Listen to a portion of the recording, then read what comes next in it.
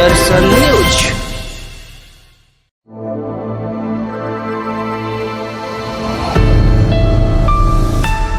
2030 का भारत, 2030 के भारत में हम ऐसे कुछ शख्सियत को सामने लेकर आते हैं जिनसे हम जानने की कोशिश करते हैं कि आखिर सस्टेनेबल डेवलपमेंट गोल जो 2030 तक भारत देश को हासिल करने हैं, वो भारत देश हासिल कर पाएगा या फिर नहीं। और इसी पर चर्चा करने के लिए आज हमारे साथ मौजूद हैं महाराष्ट्र औरंगाबाद से एआईएमआईएम पार्टी से ताल्लुक रखने वाले इम्तियाज जलील जी। सर, मैं स्वागत करती हूँ आपका हमारे इस खास कार्यक्रम 2030 के भारत में। और धन्यवाद। इसी के साथ मेरा पहला पहला सवाल आपसे ये है कि भारत देश को लक्ष्य मिला है कि 2030 तक भारत देश में गरीबी शून्य हो जानी चाहिए। क्या लगता है आपको 2030 तक क्या स्थिति रहेगी भारत की? देखिए, मैं समझता हूँ ये जो ईयर्स डिक्लेयर किए जाते हैं कि 2020 में हम ऐसा कर देंगे, 2030 तक हम ऐसा हो जाएंगे, 2040 तक ऐसे हो जाएंगे करके, तो मेरे हिसाब से सिर्फ ये एक सपना दिखाने के जैसा होता है। जो भी करना है आज करो। हम्म। आज हम क्या कर सकते हैं इसके बारे में सोचने की ज़रूरत है। ठीक है, सपना देखना अच्छा है कि 2030 में हम लोग गरीबी को बिल्कुल दूर कर पाएंगे करके उसमें। ये हम लोग पिछले 75 साल आज़ादी के जब हुए थे, उस जी। वक्त से हम ये सुनते आ रहे हैं कि इस देश से गरीबी हटाई जाएगी। और हम्म। संविधान के अंदर ये बताया गया था कि जो हमारे रिसोर्सेज है वो जी। इक्विटेबल इसका डिस्ट्रीब्यूशन होगा करके। लेकिन क्या सही है ये? महज चंद फैमिलीज जो है इस देश के अंदर, वो जी। कितने अमीर है, और एक वास्ट वास्ट मेजॉरिटी जो है वो गरीबी रेखा के नीचे है। अगर आंकड़ों के बिल्कुल। हिसाब से अगर बात करें तो देश के फाइनेंस मिनिस्टर निर्मला सीतारमन पिछला जब बजट पेश कर रही थी, जी। पिछले सेशन का जिसमें मैं भी मौजूद था, तो उन्होंने अपने भाषण के अंदर ये कहा था कि इस देश हम्म। के अंदर 85 करोड़ लोगों को हम्म। हम मुफ्त में राशन दे करेक्ट। रहे हैं। यानी कि करेक्ट। करेक्ट। आपकी अगर बिल्कुल। आबादी अगर 140 करोड़ है और उसमें से अगर आप 85 करोड़ लोगों को अगर आप मुफ्त में राशन दे रहे हैं, तो अब आप इसका मतलब इतने लोग परसेंटेज गरीब है। निकाल हम्म। सकते हैं उसमें। तो बिल्कुल। दिखाने के लिए सपने अलग अलग होते हैं। मैं ये जी। समझता हूँ कि सबसे बड़ा इशू जो रहेगा, वो हम्म। कम्युनल हेट्रेड जो इस देश के अंदर फैलाई जा रही है। No ji. Country can develop, कोई देश नहीं तरक्की कर सकता, कोई राज्य नहीं डेवलप कर सकता है जब तक हम्म। आपका सोशल फैब्रिक मजबूत ना हो। अगर सोशल फैब्रिक करेक्ट। ही अगर आपका कमजोर है, तो कौन आपके पास आके इन्वेस्टमेंट करने वाला है? यहाँ से कितने सारे अब इंडियंस जो है वो भाग रहे हैं दूसरे देशों के अंदर इस डर से कि यार कल क्या होने वाला है यहाँ पे। बिल्कुल, बिल्कुल, बिल्कुल आपने सही कहा। और यहीं से ये समझ में आ रहा है कि अगर जो आपने बताया ना सोशल फैब्रिक, अगर वो सही नहीं रहेगा तो डेवलपमेंट करने में बहुत देरी हो जाएगी। जी, दामिनी। अ, बिल्कुल सर, आपने एक चीज कही थी। हालांकि ये काफी हद तक देखने में भी आता है कि क्योंकि गरीब लोग जो है वो बहुत गरीब होते चले जा रहे हैं, अमीर लोग जो है वो अमीर होते चले जा रहे हैं, और इस तरह की कई बातें लगातार सुनने में भी आती है। लेकिन सवाल ये होता है कि कई सारी योजनाएं भी चलाई जा रही है, कई सारे लाभ भी दिए जा रहे हैं, कई सारे इनिशिएटिव्स है, इवन आंकड़े भी बताते हैं कि इतने इतने लोगों को गरीबी से बाहर निकाला, उसके बावजूद देश में ऐसी स्थिति देखने को मिल रही है। तो ये सोच पाना या ये मान पाना कि 2030 तक भारत देश की स्थिति गरीबी के क्षेत्र में बहुत बेहतर हो जाएगी, इस चीज पर यकीन करना भी बहुत मुश्किल हो जा रहा है। आखिर ऐसा क्यों? क्यों आखिर देश में अमीर अमीर होते जा रहे, गरीब गरीब होते जा रहे, इस तरह की बातें सामने आ रही? ये सवाल किया आपने मुझसे। जी। जी, देखिए ये बिल्कुल सही बात है। अभी हमने कुछ दिन पहले पूरा सोशल मीडिया और पूरे टेलीविज़न चैनल्स जो है, वो एक बहुत बड़े उद्योगपति के बेटे की शादी के बारे में हमने देखे थे। आपके नज़रों से भी गया होगा, आप जब सुबह उठ रहे थे तो कितने फ़िल्म स्टार्स आए हुए हैं। इंटरनेशनल बिल्कुल। आर्टिस्ट को कितने करोड़ों रुपए देकर बुलाया गया है, महज़ एक 4 मिनट, 5 मिनट के ठुमके लगाने लगाने के लिए। और उसी जी। मुंबई शहर के अंदर एशिया की सबसे लार्जेस्ट जो है झोपड़पट्टी है। तो हमें ये डिस्पैरिटी देखने के लिए बहुत दूर जाने की ज़रूरत नहीं है। हमारी आंखों के सामने ये सब चल रहा है करके। और जब कॉन्स्टिट्यूशनली ये कहा गया था जब ये संविधान बनाया जा रहा था कि इक्विटेबल राइट्स रहेंगे करके उसमें, तो क्या वजह है? उसकी वजह मुख्य यही है कि पॉलिटिक्स और मनी ये दोनों बहुत करीब का रिश्ता इनका हो चुका है उसमें, कि तुम मुझे सत्ता में बैठाने के लिए मदद करो, मैं सत्ता में बैठने के बाद है तो तुम्हारे को पूरी इस देश की जितनी संपत्ति है तुम्हारे हवाले कर डालूंगा, जितने बड़े बड़े ठेके हैं वो सब तुम्हारे को दे डालूंगा करके। तो उसकी वजह यही हो रही है कि जो अमीर लोग हैं वो बहुत अमीर होते जा रहे हैं, और जो गरीब है उसका मुंह खुलना नहीं चाहिए, उसने सड़क के ऊपर आना नहीं चाहिए। तो क्या किया जाए? तो भैया तू घर में बैठ, तो हमारे खिलाफ कुछ बोल मत, तो हमारे खिलाफ कुछ आंदोलन कर मत, हम तेरे घर के ऊपर मुफ्त का राशन लाके दे रहे हैं। मेरे हिसाब से दुनिया के अंदर ये वाहिद ऐसा देश होगा जहां पर नौजवान लड़के कह रहे हैं कि हमको नौकरी चाहिए, तो वो कह रहे हैं कि नहीं हम तुमको भत्ता दे डालेंगे, 1000 रुपये 1500 रुपये। अब महाराष्ट्र के अंदर एक लाडली बहन स्कीम स्टार्ट की गई है, कहाँ से प्रेरणा ली गई है? तो मध्य प्रदेश के अंदर बोले भारतीय जनता पार्टी के जीतने की वजह ये थी कि मुफ्त में है तो हम हमारी बहनों को है तो 1500 रुपये देंगे करके उसमें। किसी बहन को ये नहीं है, वो कह रहे हैं कि हमारे को नौकरी दीजिए, हमारे को काम दीजिएगा करके। किसान कहता है कि मेरी जो फसल है, मैं जो उगाता हूँ, मैं जो मेरी खेती के अंदर मेहनत करता हूँ, उसका सही दाम मुझे मिलना चाहिए। ये 75 साल से इस देश का किसान चीखते चिल्लाते लड़ते झगड़ते यहाँ तक आया है। वो कहते हैं कि हम तुझे कीमत नहीं देंगे, हम तेरे को लोन देंगे, और वो लोन है तो हम माफ कर डालेंगे बाद में करके। तो एक तरीके से आप इस देश की जनता को, आवाम को एक आलसी बनाने का काम कर रहे हैं कि तुम काम मत करो, हम तुम्हारे को मुफ्त में पैसा दे डालेंगे, लोन माफ कर डालेंगे, महिलाओं को कहेंगे कि हमारे पास नौकरियां नहीं है, लड़कों से कहे, नौजवान बच्चों से कहेंगे कि नौकरियां नहीं है, हम तुमको महीने के 1500 2000 दे डालेंगे करके उसमें।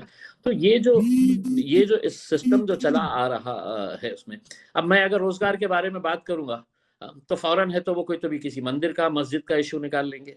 मैं अगर कहूंगा कि मेरे किसान है तो आत्महत्या कर रहे हैं, तो फिर कुछ तो भी पाकिस्तान को लेकर आ जाएंगे, फिर कुछ हिंदू मुस्लिम का मुद्दा खड़ा कर डालेंगे। तो यही मुद्दों को लेकर जो है ये चला रहे हैं अपनी दुकानें।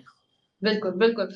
देखिए सबसे पहले तो ये बात आपने बहुत अच्छा पॉइंट आउट किया, क्योंकि हम भी इसलिए अलग-अलग माइनॉरिटी सेक्शन से बात कर रहे हैं इंटरव्यूज में। तो इसमें एक चीज आपने कहा कि कम्युनल हेट्रेड की जो आपने बात कही कि वो अगर रहेगा तो डेवलपमेंट नहीं हो पाएगा, कहीं से भी डेवलपमेंट नहीं हो पाएगा। तो जैसे आप जिस पार्टी से बिलोंग करते हैं सर, एआईएमआईएम की पार्टी जो है, इसमें लोगों के बीच ऐसा मिसकंसेप्शन है कि आप सिर्फ एक कम्युनिटी की तरफ ही फोकस्ड रहते हैं, एक कम्युनिटी को ज्यादा सपोर्ट करते हैं। क्या ये मिसकंसेप्शन है या फिर पार्टी के कुछ एजेंडे हैं? मैं ये जानना चाहती देखिए मिसकंसेप्शन नहीं है। हूँ। एमआईएम पार्टी, एआईएमआईएम पार्टी जिसका मैं सांसद रहा हूँ 2014 से 19 से 24 तक, 2014 से 19 तक मैं एमएलए रह चुका हूँ इसी पार्टी से। इससे पहले तो हम किसको वोट देते थे? हम कांग्रेस को वोट देते थे, हम एनसीपी को देते थे, हम समाजवादी को देते थे, कोई शिवसेना को दे देता था, अलग अलग राजनीतिक पार्टियों को वोट देते आए थे उसमें। हमारे लिए जगह बनी क्यों? जब हमने ये रियलाइज किया कि ये सबको हमारा वोट तो चाहिए, लेकिन हमारी आवाज उठाने के लिए कोई तैयार नहीं है। अब आपको एक उदाहरण देता हूं कि देश के अंदर इंडिया अलायंस को इतनी बड़ी जो कामयाबी मिली है लोकसभा इलेक्शन के अंदर, उसमें मुसलमानों का बहुत बड़ा योगदान है। महाराष्ट्र के अंदर इंडिया अलायंस के जितनी भी सीटें आई है उसमें मुसलमान समाज जो है वो 2-2 घंटे तपती हुई धूप में खड़े रहकर इन्हें वोट डाला। किसे वोट डाला? तो उद्धव ठाकरे की शिवसेना को डाला, उसने शरद पवार की एनसीपी को डाला, उसने कांग्रेस को डाला। अब कल जब लोकसभा के अंदर वक्फ के खिलाफ एक कानून लाया गया सरकार की तरफ से, तो शिवसेना के उद्धव ठाकरे के 9 के 9 एमपी से तो वहां से भाग के निकल गए, उसमें चर्चा नहीं लिए, उसका विरोध नहीं किया। यानी कि इसका मतलब ये है कि हम तुम्हारे से वोट मांगने के लिए आएंगे, लेकिन जब तुम्हारी लड़ाई लड़ने की बात आएगी तो हम नहीं लड़ेंगे, वो इम्तियाज जलील लड़ेगा, वो असदुद्दीन अवैसी लड़ेगा, एमआईएम पार्टी लड़ेगी करके। हमारा तुम्हारा रिश्ता सिर्फ वोट तक का है। वोट दो हमको, और तुम्हारे खिलाफ कुछ आएगा तो हम खामोश बैठ जाएंगे, वहां से दुम दबा के भाग जाएंगे, जैसा कल वो भाग गए थे करके उसमें। तो अगर ये लोग अब हमारी आवाज उठाते जी। एक भाई आप माने या ना माने, मुसलमान जो है इस देश के अंदर माइनॉरिटीज का सबसे बड़ी मेजॉरिटी है, सबसे बड़ा तबका है। अगर आप उनको ही नजरअंदाज करके चलेंगे तो फिर कैसा चलने वाला है? वो नहीं आवाज उठा रहे हैं, तो इसलिए लोग कह रहे हैं कि नहीं भैया आप जाइए, आप जाके हमारी आवाज उठाइएगा करके। मैं एक चीज जानना चाहती हूँ इम्तियाज जलील जी यहाँ पर, कि माइनॉरिटीज में जैसे मुस्लिम्स की बात आती है तो हमेशा मुस्लिम्स कैटेगरी में ही गरीबी ज्यादा पाई गई है। मतलब देख, रिचेस्ट अगर देखें तो बहुत ऊंचे पदों पर भी मुस्लिम बैठे हुए हैं, लेकिन सबसे ज्यादा गरीब जो है वो मुसलमान, माइनॉरिटीज की बात करूं तो मुसलमान है। इसके पीछे की क्या वजह आप समझते हैं? क्योंकि देखिए, सिख की और जैन्स की बात करें तो वो डेवलप आगे हो गए हैं, लेकिन उसी देश में रहते हुए मुस्लिम पीछे क्यों रह गए? देखिए, आप जैन्स और सिख का अगर कंपैरिजन अगर करेंगे तो हम्म। इनका अगर परसेंटेज अगर देखा जाए तो पॉपुलेशन के हिसाब से दोनों का लेस देन 2% है। हाँ, मुसलमानों का तो एक बहुत बड़ी आबादी है इसमें। जी। इसकी मुख्य वजह है कि हमारे पास एजुकेशन की कमी है। अब मैं आपको बताता हूँ कि जब मुसलमानों को हजारों करोड़ रुपया हर साल हज की सब्सिडी दी जाती थी सरकार की तरफ से कि ये जी। लो मुसलमानों, ये हम हज की सब्सिडी दे रहे हैं, तुम जाओ मक्का मदीना में जाके तुम हमारा हज अदा करके आओ, ये हमारी तरफ से सब्सिडी है। तो इम्तियाज जलील और मेरे पार्टी के अध्यक्ष बैरिस्टर असदुद्दीन अवैसी दोनों ने पार्लियामेंट में खड़े रहकर, और मैंने लोग विधानसभा के अंदर भी खड़े रहकर ये आवाज उठाई थी कि हमको सब्सिडी नहीं चाहिए। ये पैसा जो तुम हमारे एक रिलीजियस हमारा जो ऑब्लिगेशन है उसको फुलफिल करने के लिए जो आप दे रहे हैं वो मत दीजिएगा, हमें नहीं चाहिए वो पैसा। वही पैसा आप इस देश के अंदर मुस्लिम बच्चियों के लिए स्कूल्स खोलिएगा, कॉलेजेस खोलिएगा, उनके लिए हॉस्टल्स की फैसिलिटीज प्रोवाइड करिएगा, उनके लिए स्कॉलरशिप्स डिक्लेयर करिएगा हायर एजुकेशन के अंदर। सरकार ने क्या करी कि सरकार ने हमने जितना बोले थे उसमें का आधा सुनी कि हज की सब्सिडी बंद कर दो, तो बंद कर दिए। उसमें से जो पैसा हमें मिल रहा था जी। वो पैसे से उन्होंने एक भी स्कूल बनाए क्या? तो नहीं बनाए। सरकार खुद चाहती है कि हमारे महलों के अंदर कोई एक सर, ड्राइवर चाहिए। एक सवाल मेरे जहन में एक आ रहा है सेकंड, यहाँ से। एक हाँ से जी जी एक सर, सेकंड। आप अपनी बात पूरी करिए। बिल्कुल।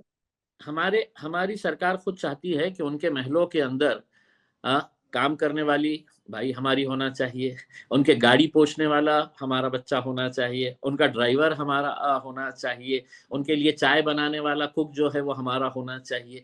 तो उनकी मंशा यही है कि अगर ये समाज भी पढ़ लेगा तो ये हमारे बाजू आके बैठ जाएगा करके, तो वो नहीं चाहते हैं। तो इस वजह से मुसलमानों को एजुकेशन के अंदर पीछे रखा जा रहा है, इसलिए ये गरीबी मिल रही। आज हिंदुस्तान में आप कहीं मुझे पर तो भी लगता है चलाइए, कि खुद भी गाड़ियां कौन चलाता है, ऑटो रिक्शा मेंटालिटी कौन चलाता बदलने है? की जरूरत होगी।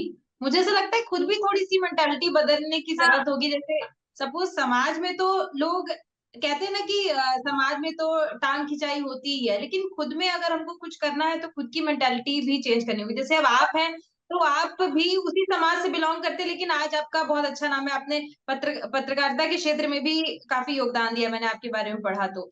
लेकिन वही है, क्योंकि आपने अपनी मेंटालिटी बदली है यहाँ पर। क्या ऐसा कुछ, क्योंकि एक समुदाय की तरफ से कुछ ऐसा हो सकता है क्या कि एक समुदाय अपने ही समुदाय को वहां पर ट्रेन करे कि नहीं आपको आगे बढ़ना है एजुकेशन के क्षेत्र में, देश में कुछ करके दिखाना है, तो हो सकता है कि मेंटालिटी बदले और फिर अचानक से चेंज आ सकता है, क्योंकि देखिए एजुकेशन ही मेरी एक। देखिए मैं तो बहुत छोटा सा एक अदना सा आदमी हूँ उसमें। मेरे तरफ से जितना हो सकता है मैं करता हूँ कोशिश, मेरे लेवल के ऊपर मेरी कॉन्स्टिट्यूएंसी के हद तक जितना बदलाव मैं ला सकता हूँ वो कोशिश करते रहता हूँ। लेकिन मेरी मेंटालिटी से ज़्यादा मैं समझता हूँ कि हुकूमत में जो जाके सरकारें बैठती है उनकी मेंटालिटी बदलने की ज़रूरत है। देखिए, स्नेहा नाम है आपका? जी। स्नेहा, आपका जिस्म, आपकी बॉडी उस वक्त तक मजबूत है जब आपके बॉडी के पूरे फंक्शंस काम कर रहे हैं। समझ रहे? बिल्कुल। मैं उस वक्त तक तंदुरुस्त रहूंगा, स्ट्रांग रहूंगा, पावरफुल रहूंगा जब मेरा पूरे बॉडी फंक्शंस काम कर रहे हैं करके। करेक्ट। हाँ, तो ये मेरा भारत देश को ये करता है, हाँ, दर्शाता है कि अगर मेरे भारत देश का ये हिस्सा अगर कमजोर हो गया या मेरे पैर के अंदर कुछ हो गया, हाँ, तो वो अपाहिज हो जाएगा। तो अगर आप मुसलमानों को अपाहिज करके, कमजोर करके आप ये कहेंगे कि नहीं देश बहुत मजबूत हो रहा है, तो ये आपका झूठ है, ये आपका वहम है, और ये आप करेक्ट। सिर्फ लोगों को गलत बात बता रहे। हम ये चाहते हैं कि देश को अगर मजबूत होना है तो हम आपसे क्या मांग रहे हैं? हमने क्या आपसे ये कहा है कि हमको ताजमहल ला के दे डालो करके? हमने आपसे क्या कहा है? हमारी ज़रूरतें क्या है? हमारी ज़रूरतें ये है कि हमारे लिए स्कूल्स खोल दें आप, हमारे लिए कॉलेज। हम स्कूल खोलने की बात करते हैं तो हमारे इलाके के अंदर पुलिस स्टेशन लाके छोड़ देते हैं करके। हम कहते हैं कि हमको 2 वक्त हक हलाल की मेहनत की कमाई खाने के लिए दीजिएगा, तो वो नशे का कारोबार हमारे इलाके के अंदर शुरू करवा देते हैं कि नौजवानों लियो नशा करो, हम पूरा मदद करेंगे आपको ये नशा आपके पास तक पहुंचने के लिए। तो ये हकीकत है, इसको कहीं ना कहीं समझने की जरूरत है मेरे हिसाब से। बिल्कुल बिल्कुल बिल्कुल। एक चीज आप कह रहे कि आप लोगों के लिए स्कूल्स खोल देने चाहिए, यूनिवर्सिटीज खोल देनी चाहिए, इस तरह की बात है आपकी तरह कही, तो एक विचार मेरे मन में आया कि शिक्षा तो किसी समुदाय एक विशेष नहीं होती है ना, शिक्षा का हक सभी पे होता है, हर तरह के स्कूल में हर समुदाय का बच्चा जा सकता है। एक जैन जिस स्कूल में पढ़ रहा है, मुस्लिम भी उसी स्कूल में पढ़ सकता है, लेकिन उसके बावजूद क्योंकि शिक्षा का हक सबको बराबरी से मिला है, किसी के लिए पर्टिकुलर अलग से कम्युनिटी बेस्ड स्कूल बनाने की जरूरत नहीं है, लेकिन उसके बावजूद ऐसा देखा जा रहा है कि मुस्लिम जो है वो एजुकेशन में पीछे है। बल्कि सरकार ऐसा तो नहीं कर रही है कि एक पर्टिकुलर स्कूल है, सीबीएसई स्कूल है या फिर जिस भी बोर्ड की स्कूल है वहां पर मुस्लिम नहीं जा सकते, वहां पर सिर्फ जेंट्स जा सकते हैं, ऐसे कोई क्राइटेरिया नहीं है, लेकिन उसके बावजूद फिर क्यों? देखिए, आप जो बात कह रही है बिल्कुल सही है। मैं भी वही स्कूल के अंदर, कॉन्वेंट स्कूल के अंदर पढ़ा हुआ हूँ, जहाँ पर मेरे बाजू बैठने वाले क्या मजहब के ताल्लुक रखते थे मुझे आज भी पता नहीं है, उसमें सब साथ में मिलके पढ़ते थे। लेकिन आप मुझे बताइएगा कि मेरा ड्राइवर का लड़का, उसकी भी एक ख्वाहिश है कि मेरा बच्चा जो है वो भी डॉक्टर बनना चाहिए, यूपीएससी पास करना चाहिए, वो भी अच्छा प्रोफेशनल बनना चाहिए। अब उसको बिल्कुल हम, उसकी फाइनेंशियल पोजीशन ऐसी नहीं है कि वो एक अच्छे स्कूल में पढ़ा सकता है करके, तो वो सरकारी स्कूल के अंदर पढ़ाता है। अब सरकारी स्कूल कुछ शहरों के अंदर अच्छे हो सकते हैं, लेकिन 98% सरकारी स्कूल्स के हालात क्या है कि आप खुद आके विजिट करेंगे तो आपको समझ में आ जाएगा उसमें। तो यानी करेक्ट कि ये करेक्ट है सर, कि वही हर चीज गरीब बदलने की आदमी, तो मिशन हर की है गरीब शायद। आदमी भी जो सपना देखता है कि मेरा बच्चा भी अच्छा पढ़ना चाहिए, उसको हम क्या कह रहे हैं कि आप अच्छे स्कूल की फैसिलिटीज दीजिए ना। मुझे आप बताइएगा कि पार्लियामेंट की नई बिल्डिंग आपको बनाने की जरूरत थी क्या? करेक्ट इतने करेक्ट सालों करेक्ट से हम पुरानी पार्लियामेंट की बिल्डिंग के अंदर बैठते थे ना, जितना पैसा बिल्कुल आपने नई, अभी पानी टपक रहा है जिस बिल्डिंग के अंदर, उसमें से आप कितने स्कूल्स, बेहतरीन स्कूल्स पूरे देश भर में बना सकते थे, बना सकते बिल्कुल थे। आप देश के अंदर है तो पुतलों के ऊपर, स्टैच्यूज के ऊपर, मेमोरियल्स के ऊपर, स्मारकों के ऊपर है तो हजारों करोड़ रुपए खर्चा कर दे रहे हैं। वो जरूरी जी है क्या? स्कूल बनाना जरूरी है? मुझे ये बताइएगा उसमें। तो ये बिल्कुल मेंटालिटी मेरी बिल्कुल बदलनी चाहिए। मेरी मेंटालिटी तो मैंने आपको बता दिया कि मेरी मेंटालिटी ये है कि इस देश के ऊपर पूरा बैन लगना चाहिए कि किसी का भी स्मारक सरकारी पैसों से नहीं बनेगा, किसी का भी पुतला सरकारी पैसों से नहीं बनेगा करके। और ये फजूल के जो खर्चा हम करते रहते हैं ऐसे कामों के ऊपर जो धार्मिक कार्यक्रमों से रिलेटेड है, उनके ऊपर सरकार ने 1 रुपया खर्च करना नहीं चाहिए। लेकिन ये बोलने वाला कौन है? अब हमने जैसे ही बोले तो फौरन देखो ये हमारे त्योहारों के ऊपर हमला कर रहा है, इसको पाकिस्तान भेज देना चाहिए, ये देखो हमारा दुश्मन, ऐसी ही बातें सामने आ बिल्कुल जाती है। बिल्कुल बिल्कुल। चलिए, समय क्योंकि बहुत ही कम है और आपका भी काफी बिजी शेड्यूल है सर, तो एक आखिरी मेरा सवाल रहेगा आपसे कि 2030 तक अगर मैं इम्तियाज जलील जी की बात करूं तो क्या कंट्रीब्यूशन रहेगा आपका 2030 के लक्ष्यों को जो है वो प्राप्त करवाने में आपकी तरफ से personally, not in terms of any party? आप एक तरीके से एक पत्रकार के तौर पर अगर मैं आपसे पूछूं कि इम्तियाज जलील जी का क्या कंट्रीब्यूशन रहेगा? देखिए, मेरा तो कंट्रीब्यूशन यही रहेगा कि हुकूमतें, सरकारें जो है, जो जाति, धर्म और मजहब की दीवारें बड़ी बड़ी खड़ी कर रही है, उन दीवारों को बिल्कुल गिराने का मेरा काम रहेगा कि मैं ये दीवारें मेरे आंखों के सामने खड़ी होते हुए देखना नहीं चाह रहा हूँ कि क्योंकि एक तो ये है कि मेरा मजहब भी ये सिखाता है कि अगर पेट भर के खाना खा रहा हूँ और मेरा जी पड़ोसी अगर वो किसी भी समाज का हो, अगर वो हिंदू भाई भी है और वो अगर जी भूखा सो रहा है, तो वो मजहब मुझे इजाजत नहीं देता है कि इम्तियाज अली तुम पेट भर के खाओ करके। तो ये बिल्कुल भाईचारगी हमें पैदा करने की जरूरत रहेगी। और दूसरा ये है कि जो एजुकेशन का है, हम बहुत ज्यादा मोटिवेट करते हैं बच्चों को कि जी पढ़ाई पे ध्यान दो, थोड़ा एजुकेशन अगर हासिल कर लें तो आप जिंदगी के अंदर बहुत आगे बढ़ सकते हैं। तो ये छोटा मोटा कंट्रीब्यूशन मेरी तरफ से रहेगा उसका। बिल्कुल 2030 तक अगर रहेगा तो फिर आप दोनों से मैं अनुरोध करूंगा कि 2030 को एक मर्तबा फिर से मुझे बुलाना और पूछना कि क्या बिल्कुल किए थे तुमने करके।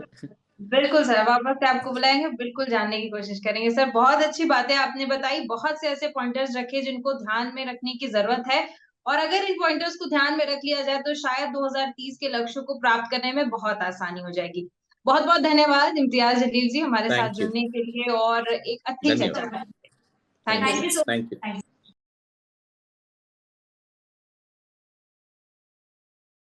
है।